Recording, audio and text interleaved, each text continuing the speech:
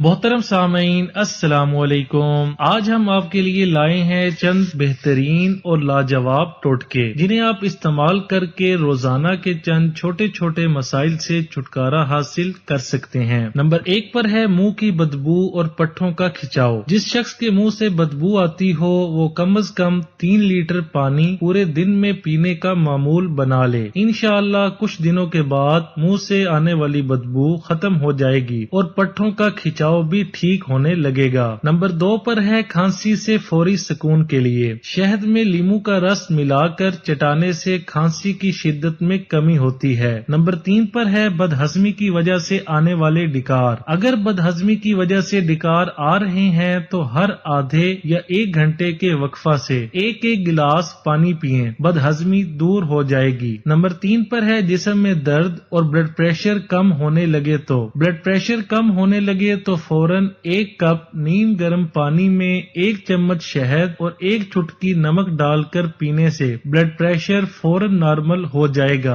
और जिस्म का दर्द भी ठीक होने लगेगा। नंबर 5 पर है हमेशा चमकते दमकते चेहरे के लिए चेहरे की खूबसूरती देर तक कायम रखने के लिए खाने में सलाद का ज्यादा से ज्यादा इस्तेमाल करें। इससे चेहरा चमकता दमकता रहता है। वीडियो अच्छी लगे तो लाइक शेयर और चैनल को सब्सक्राइब करने के साथ कमेंट बॉक्स में अपनी राय का इजहार करना न भूलें।